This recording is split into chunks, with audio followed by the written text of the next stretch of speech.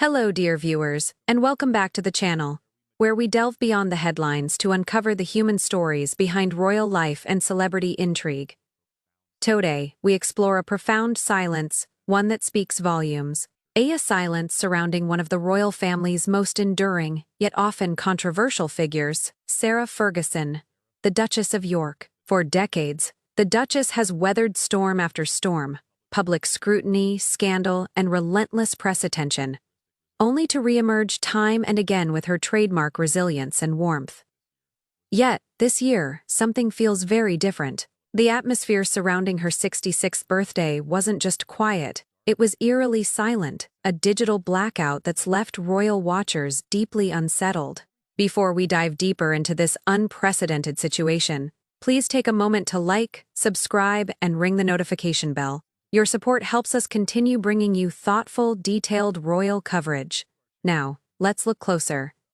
Sarah Ferguson quietly marked her 66th birthday on Wednesday, the 15th of October. For most people, a low-key celebration might go unnoticed, but for a public figure of her stature, and one still so closely linked to the British monarchy, the absence of public acknowledgement was deafening. What truly shocked many royal fans wasn't just the lack of recognition from the broader royal circle, which, perhaps, could be expected given her divorced status, but the silence from her own daughters, Princess Beatrice, and most notably, Princess Eugenie. Both maintained complete radio silence across all social media platforms.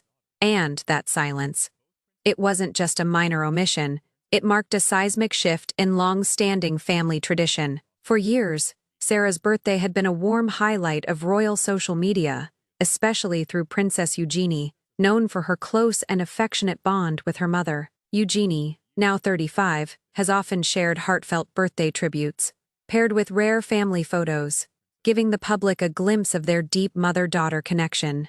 Take last year, 2024. For instance, Eugenie posted a touching message that read, "Happy birthday to my beautiful mama. So proud of the granny you are, the mum you are, and the woman you are." It was a message that radiated love, pride, and unity, a moving affirmation of Sarah's strength and her role as both a devoted mother and grandmother. That same year, Sarah herself shared a message of gratitude online, reflecting on a year of recovery and growth, and expressing how grateful she felt to be alive each day after overcoming recent health challenges. But this year, the 15th of October 2025, arrived with nothing, no words of thanks, no birthday reflections, and most telling of all, no public messages from her daughters. This conspicuous omission has not gone unnoticed.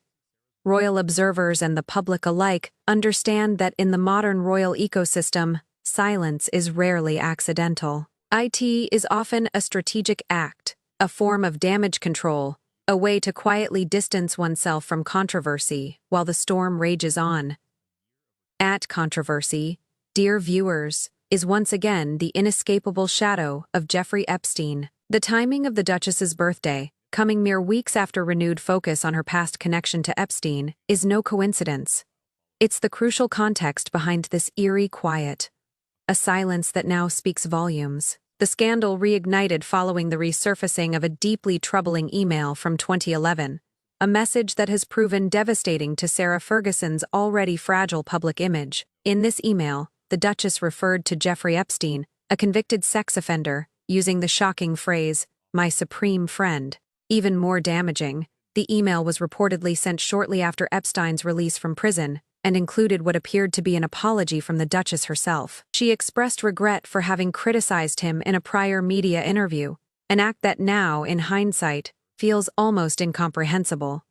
The implications are staggering. To refer to a man later revealed to have operated one of the most notorious criminal networks in modern history as a supreme friend is a phrase that simply cannot be separated from its moral weight, especially for anyone linked, however loosely, to the British royal family. The public backlash was immediate and intense. Sarah's representatives moved swiftly to contain the damage, offering an explanation that, while plausible, did little to stem the outrage. A palace spokesperson stated that the Duchess had written the message out of fear that Epstein, known for his vindictive and litigious nature, might sue her for defamation after she spoke critically about him in the press. In essence, they claimed she was attempting to placate a dangerous and powerful man, not expressing genuine loyalty or affection. And yet, for many, the explanation fell flat. The phrase "supreme friend" now exists as a permanent stain on her legacy, a symbol of poor judgment that continues to overshadow her charitable work and public rehabilitation efforts. It is against this backdrop of renewed scrutiny that we must examine the silence of her daughters, Princess Beatrice and Princess Eugenie. Both women are prominent members of the extended royal family, and both carefully manage their public images. Their actions, or lack thereof, inevitably reflect upon the monarchy itself, so their decision, or perhaps the decision made for them under palace advisement, to entirely avoid any public mention of their mother's birthday, was no oversight. It was a deliberate, strategic omission, an act of royal triage, because in this climate, even the most heartfelt tribute would be instantly tainted. A birthday post celebrating their mother would not have been seen as an innocent gesture of love. It would have become a lightning rod. Thousands of comments would pour in referencing that now infamous email. Their social media platforms would turn into battlegrounds, fueling the very narrative the palace is desperate to suppress. And so, they chose silence, the only shield left in a storm that refuses to fade. The royal family, still reeling from the devastating fallout of Prince Andrew's own ties to Jeffrey Epstein, now operates under an almost zero-tolerance policy for any association, however indirect, with that scandal. Every member of the royal household knows the stakes. They understand, perhaps more than ever, that their duty to protect the crown from further contamination outweighs personal loyalties or sentiment. For Princess Eugenie, this silence must have been deeply painful. She has always been her mother's most vocal public defender, a daughter who has never shied away from celebrating her mother's resilience and heart. Her 2024 birthday message for Sarah Ferguson called her a woman of recovery and growth, words that resonated with sincerity and admiration. Yet this year, those words never came. Because duty, the unspoken command of the crown, demanded restraint. And the result was silence. The weight of that silence, however, rests heaviest on Sarah Ferguson herself. Imagine turning 66, a milestone birthday, knowing your daughters have been advised not to acknowledge you publicly. It's not a rejection of love, but rather a sobering reminder of how isolated she has become within the royal orbit. For decades, Sarah Ferguson has been no stranger to scandal or adversity. She has faced financial ruin, tabloid humiliation, and relentless criticism. And yet, through it all, she fought to rebuild, as an author, a speaker, and a philanthropist. Her reflections last year, in 2024, painted a hopeful picture. She spoke of healing, recovery, and gratitude, of finding peace after hardship. But this latest revelation, this resurfaced email, threatens to unravel years of image repair in an instant. The Epstein Association is simply too toxic, too morally devastating to dismiss, even with her claim that the email was written under duress.